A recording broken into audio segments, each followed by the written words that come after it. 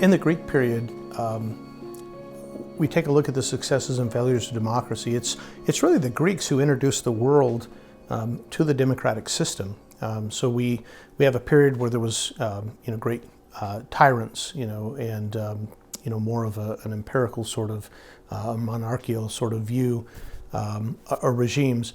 And so when the democratic system came in, it gave everyone a voice, and there were limitations. It wouldn't be democracy as we would think of it today, but everyone had a voice, and so this really gave a sort of level the playing field, if you will, for everyone to participate in the structure and legislation of what it means to live in a society as political animals, Aristotle would call it. The problem with democracy, as the Athenians would quickly discover, is that within the different regimes, democracy is actually more of a distorted view of a polity. So if you think of a regime where the people are governing themselves, self-governing, we would call that, technically, Aristotle would call this a polity. And then the democracy is actually the distortion of that, where they are now being led by their more baser passions. Maybe it's helpful to think in terms of the different regimes.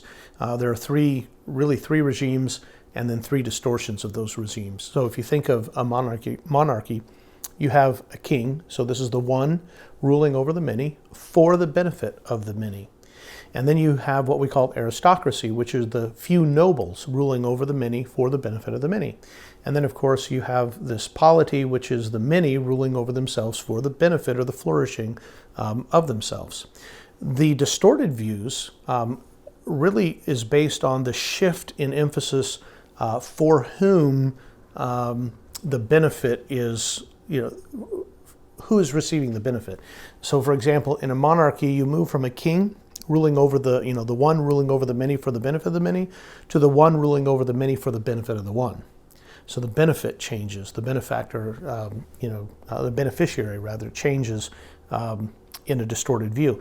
This same thing happens with the aristocracy. You have the few over the many for the benefit of the many, and then when it becomes the few over the many for the benefit of the few, we call that oligarchy. This is the rich preserving their wealth and their estates. When we have the many ruling over the many, you think, well, where does distortion come in? Well, it's the more noble, virtuous passions of the many ruling over themselves. So, people looking out for human flourishing and human rights and these kinds of things, where now we move to the baser passions, what the ancients would call the bed and the table, basically being driven by consumerism, food, sexual pursuits, these kinds of things. So the baser passions now are leading.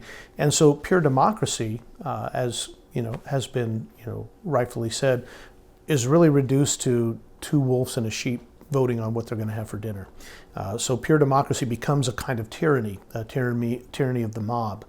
And so the Athenians discovered this. The Greeks discovered how this worked. And its failures when they begin to kind of take on a more of an empirical worldview. So, for example, when the Persians were persecuting them, they really were pursuing something that was more noble. They were humble. They pursued the life of the mind, education, these sorts of things, human flourishing. But once their democracy and their empire became successful, they started taking on more of that disposition that the Persians had, luxury, gain, self-interest, and they begin to dominate some of the other, smaller city-states, the polises, and this became, part of the Peloponnesian War. So we read about this in Thucydides. We read about it in the Persians in Herodotus, and so we begin to look at. From a historical period, we look at this, rise and fall of democracy, and then we look at it with the philosophers. They're discussing these concepts. What does justice look like in the state? Thrasymachus will tell us that justice is the advantage of the stronger. Just like Thucydides tells us that the strong do what they can, the weak suffer what they must. And so there's this view of might makes right. the philosophers will discuss that. Maybe justice isn't a good. Maybe, being just isn't going to be the best advantage, because at the end of the day, if you're just, you're going to get walked on. And so maybe that's not the best way. So all of these concepts of varying regimes, of justice in the polis, these are all discussed in the period of the Greeks. And it's quite insightful to see for us Americans who live in a republic where we have a sort of hybrid between democracy and aristocracy. We might call it an elected aristocracy or a democratic republic, which is much more Roman than it is Greek. But we get to take a look at how this vision for a democratic society begin to gain momentum, throughout Western culture.